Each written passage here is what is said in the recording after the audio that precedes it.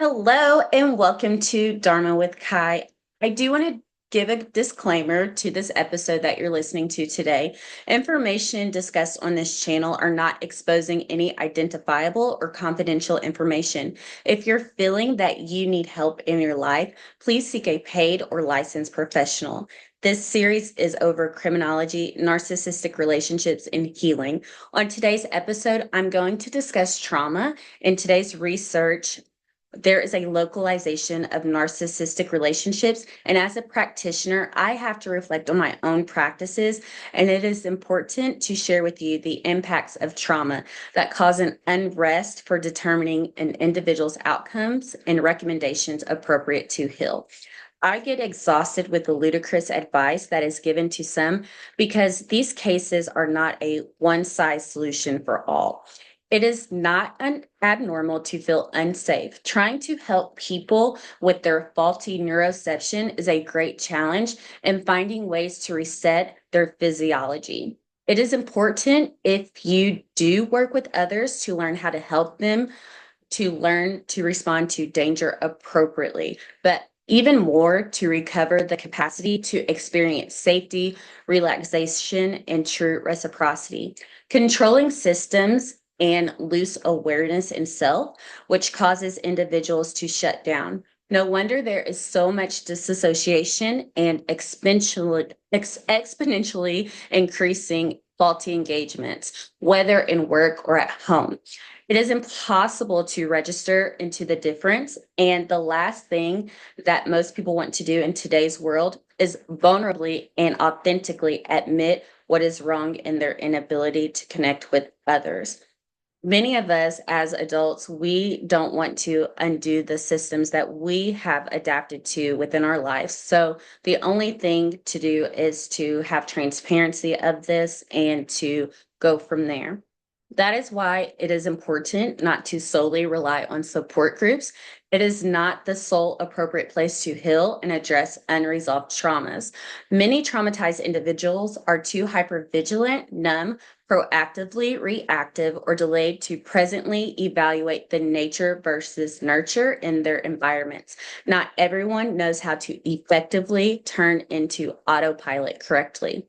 Our institutional, educational, and correctional systems treat trauma. However, they tend to bypass the emotional capacity of the neuroprocessing capacities of the mind. It takes more than a specified duration of time to truly fix this within a person. Definitely, it is not the same as someone breaking a bone, having surgery, and expecting the injury to return to an 85% upon completing physical therapy. Everyday life and trauma is different than that. It is important to surround yourself around all that renders life agreeable and happy to you, not others. As you deprogram from the trauma or toxicity, you'll begin to notice experiences of safety differs to each individual. Therefore, it is absolutely empowering to determine who, what, and why certain people, places, and things and environments that don't provide you that sense of security. The safest place to reside is with yourself and your true identity. It sounds good, however, I must admit it is challenging and ongoing throughout life. Once you gain the appropriate skills to work through challenges, it is not something that you have to practice. No, it is not a house or a family that you get to rebuild. However, you are your most valuable asset in this life. So, creating a new blueprint for the life you want to live is the framework to success. It is not uncommon for you not to recall your old self. Some people wake up and say, I don't even know who I am anymore.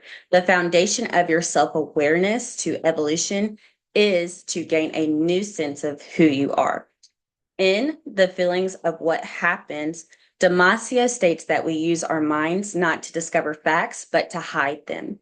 It is time to establish agency in your own life, not others.